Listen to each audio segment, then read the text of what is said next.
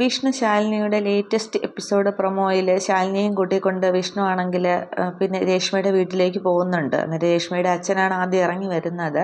അന്നേരം ഞങ്ങൾ രേഷ്മയെ ഒന്ന് കാണാനാണ് വന്നത്, രേഷ്മയെ ഒന്ന് വിളിക്കുമെന്ന് ചോദിക്കുന്നുണ്ട്. തുടർന്ന് രേഷ്മ അകത്തുനിന്ന് ഇറങ്ങി വരികയാണ്. തുടർന്നാണെങ്കിൽ ഈ രേഷ്മ കാര്യങ്ങളൊക്കെ പറയുന്നുണ്ട്. താൻ പോയത് തൻ്റെ ആവശ്യത്തിനാണെന്നുള്ളതും വിഷ്ണുവിനോടൊപ്പം അല്ല എന്നുള്ളതോടെ പറയുകയാണ്. അങ്ങനെയാണെന്ന് തോന്നുന്നു കാണിക്കുന്നത്. അന്നേരം ഈ പിന്നെ അപ്പുറത്തെ ആ സ്ത്രീകളൊക്കെ ഇങ്ങനെ വന്നെത്തി നോക്കുന്നുണ്ട്. അന്നേരം ശാലിനിയും കമലിനും ഒക്കെ വന്നപ്പോഴുള്ള അതേ അവർ തന്നെ നോക്കിയാണ് ഈ ബഹളമൊക്കെ കേട്ടുകൊണ്ട്. അന്നേരം ശാലിനിക്കാണെങ്കിൽ ഇതൊന്നും വിശ്വസിക്കാതെ തന്നെ ശാലിനി നിൽക്കുന്നുണ്ട്. ശാലിനി പറയുകയാണ്, കാര്യങ്ങളൊക്കെ ഏകദേശം അറിഞ്ഞിട്ട് തന്നെയാണ് വന്നിരിക്കുന്നത്, ഇനി കൂടുതലെന്നോണയൊന്നും പറഞ്ഞ് പിടിപ്പിക്കേണ്ട എന്നിങ്ങനെ പറയുകയാണ്.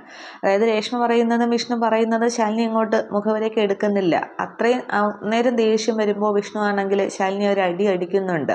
അന്നേരം അടി കൊണ്ട് ശാലിനി ഇങ്ങനെ വിഷ്ണുവിനെ തന്നെ നോക്കി നിൽക്കുകയാണ്. അന്നേരവും അതിനുശേഷവും വിഷ്ണു തൻ്റെ നിരപരാധിത്വത്തോടെ പറയുന്നുണ്ട്. അതായത് സംഭവം അത് ശരി തന്നെയാണ്. രേഷ്മ പോയത് രേഷ്മയുടെ ആവശ്യത്തിനും വിഷ്ണു പോയത് ഹോസ്പിറ്റലിലേക്കുമാണ്. പ്രകാശൻ ആ പറഞ്ഞ ആ ഹോസ്പിറ്റലിലേക്ക് വിഷ്ണു തൻ്റെ ആ ഒരു ചികിത്സയുടെ ആവശ്യത്തിന് വേണ്ടി പോയത് തന്നെയാണ്. ആ ഒരു നേരത്തെ കണ്ട സതീശൻ ഡോക്ടർ ഏർപ്പാടാക്കിയിട്ട് വിഷ്ണു അല്ലാതെ ഒരു ചികിത്സയ്ക്കായിട്ട് പോകുന്നത് തന്നെയാണ് അവിടെ.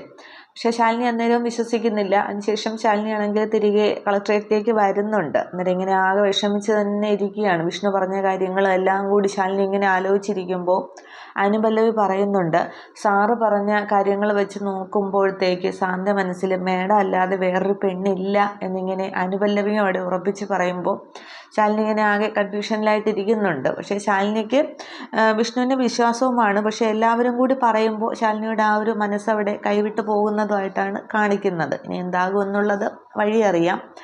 പിന്നീട് കാണിക്കുന്നതാണെങ്കിൽ സുബൈർ ആണെങ്കിൽ അബൂബക്കർ ആണെങ്കിൽ പിന്നെ ഹമീദിനോട് അവിടെ തൻ്റെ വഴി നോക്കാമെന്നും പറഞ്ഞ് വന്നിരുന്നല്ലോ. അതിനുശേഷം അബൂബക്കർ ഈ ഗോപാലകൃഷ്ണനെ അവിടെ നിന്നും കടത്തിക്കൊണ്ട് പോകുന്നുണ്ട്. എന്നിട്ട് ആ തൻ്റെ ഒരു സങ്കേതത്തിൽ കൊണ്ടുപോയി കസേരയിൽ ഇങ്ങനെ ഇരുത്തി കെട്ടി ഇടുകയാണ് ചെയ്യുന്നത്. എന്നിട്ട് പറയുന്നുണ്ട്, തനിക്ക് നിനക്ക് എല്ലാത്തിനും കൂട്ടുനിന്നു എന്ന് ഞാൻ വിശ്വസിക്കുന്ന വിഷ്ണു ഉണ്ടല്ലോ, അവനെ ഞാൻ വെറുതെ വിടില്ല, അവനെ ഞാൻ തീർക്കും എന്നൊക്കെ ഇങ്ങനെ പറഞ്ഞ് ഗോപാലകൃഷ്ണനെ വെല്ലുവിളിക്കുകയാണ്. ഗോപാലകൃഷ്ണൻ്റെ കൈ രണ്ട് കസേരയിൽ കെട്ടി ഇട്ടിങ്ങനെ അനങ്ങാൻ പറ്റാത്ത രീതിയിൽ ഇരുത്തിയിരിക്കുകയാണ്. ഗോപാലകൃഷ്ണൻ ഇങ്ങനെ രക്ഷപ്പെടാനൊക്കെ ശ്രമിക്കുന്നുണ്ട്. പക്ഷേ അബൂബക്കറിൻ്റെ ആ ഒരു ഗുണ്ടകളൊക്കെ ഇങ്ങനെ നിൽക്കുന്നുണ്ട്. അതുകൊണ്ട് ഒന്ന് സഹായനായിട്ട് ഗോപാലകൃഷ്ണൻ ഇരിക്കുകയാണ്.